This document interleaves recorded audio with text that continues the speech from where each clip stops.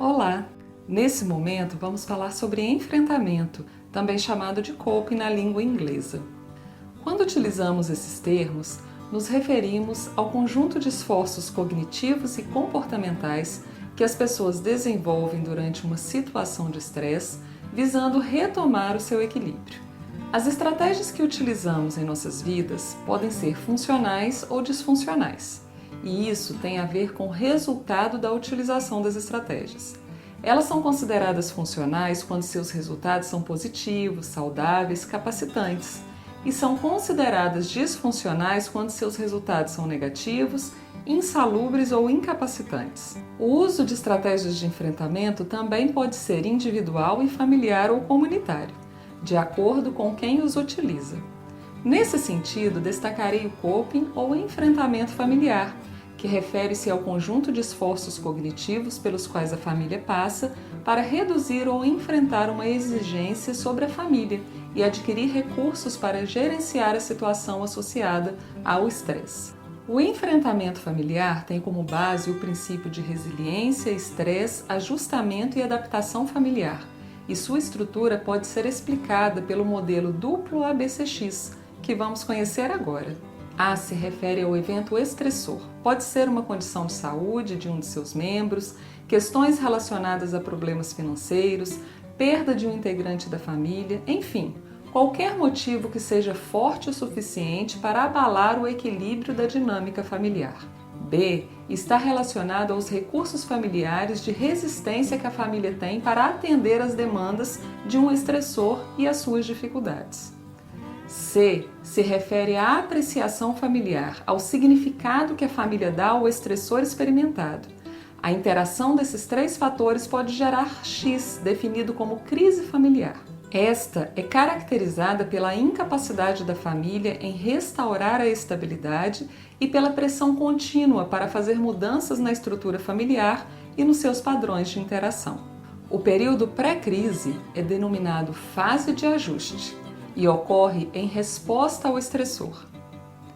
Geralmente, as mudanças nos comportamentos dos integrantes da família nessa fase são de pequena ordem e visam manter a estrutura familiar intacta com o mesmo padrão de funcionamento anterior à instalação da crise. As respostas são, portanto, de curto prazo para gerenciar as mudanças, transições e demandas da vida familiar. Nos casos de mudanças mais significativas e havendo poucos recursos prévios da família ou existirem agravos anteriores à crise não resolvidos ou o uso de recursos inadequados, a família pode caminhar para um desajuste e a crise se instala.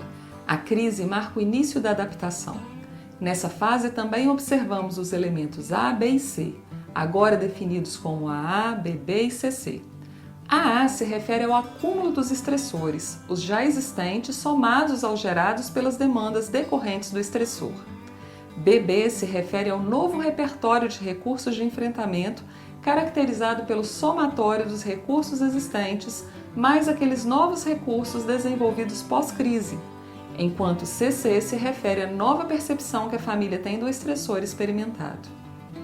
Esses componentes irão agir mutuamente e confluem para estratégias de enfrentamento que culminam em uma boa adaptação ou má adaptação, essa denominada XX, e corresponde à crise original somada às respostas ao estresse e às adaptações derivadas dela. É importante destacar que essas fases ocorrem ao longo do tempo e a capacidade familiar de se ajustar em longo prazo às demandas geradas pelo evento estressor pode ser esgotada, considerando as mudanças que ocorrem na situação.